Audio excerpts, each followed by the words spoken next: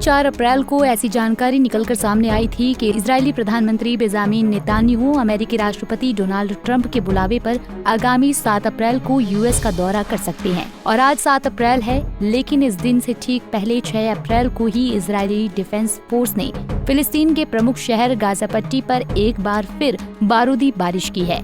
Benjamin Netanyahu उधर America में Donald Trump को युद्ध का सारा इनपुट पेश कर रहे हैं, उनसे अहम दिशा निर्देश प्राप्त कर रहे हैं, तो इधर आईडीएफ गजा में बम बरसा रही है। मतलब क्या डोनाल्ड ट्रंप ये कह रहे हैं कि मेरे पास आओ तो गजा में बम बरसा कर आना, वरना नहीं आना। सवाल है कि क्या दुनिया के लिए सबसे ताकतवर देश माने जाने वाले संयुक्त राष्ट्र अमेरिका अब खुलकर युद्ध अपराधों का समर्थन करने लगा है? आखिर माजरा क्या है? क्या नेतन्याहू ने एक बार भी नहीं सोचा कि उन्हें 7 अप्रैल को अमेरिकी राष्ट्रपति से मिलने जाना है और उससे ठीक पहले 6 अप्रैल को गजा में बमबारी कितनी मुनासिब रहेगी? मध्य गजा पट्टी में फिलिस्तीन शहर दीर अल-बला से आई एक बड़ी ही दर्दनाक खबर के मुताबिक गजा पट्टी पर इजरायली हमलों में तकरीबन 1 दर्जन से अधिक महिलाओं और बच्चों समेत कम से कम 24 फलस्तीनी नागरिकों की मौत हो गई। गजा प्रशासन के अधिकारियों ने इस हमले में बड़े पैमाने पर हुई मौतों की पुष्टि की है।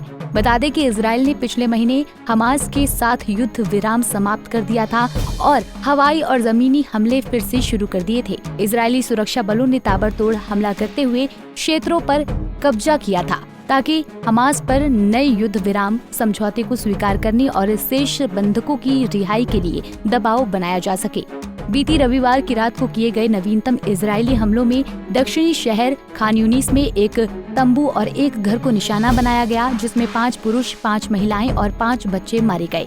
नासिर अस्पताल ने जानकारी दी, जहां ये शव लाए गए थे।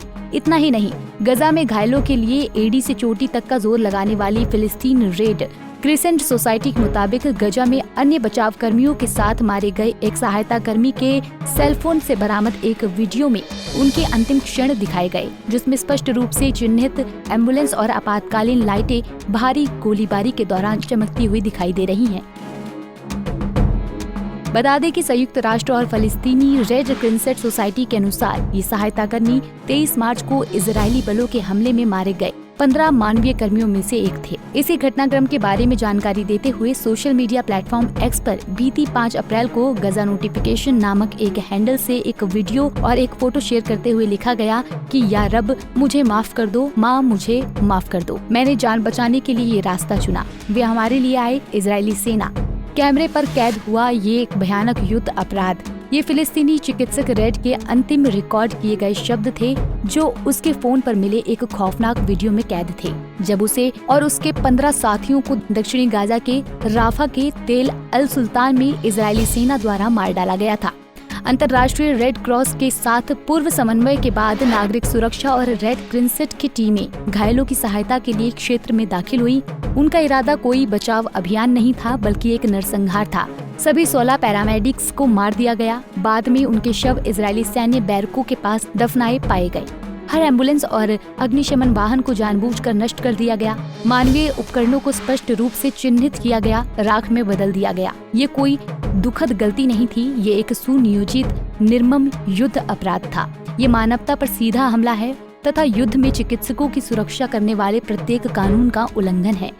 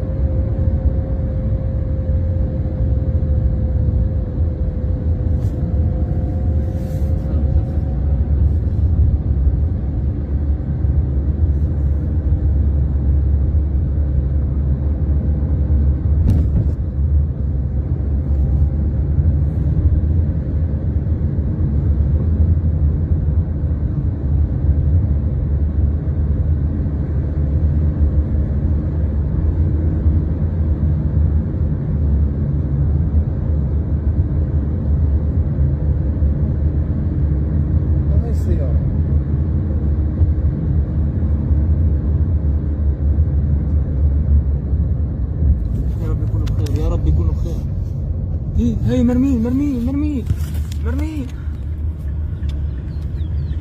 بسرعة بسرعة.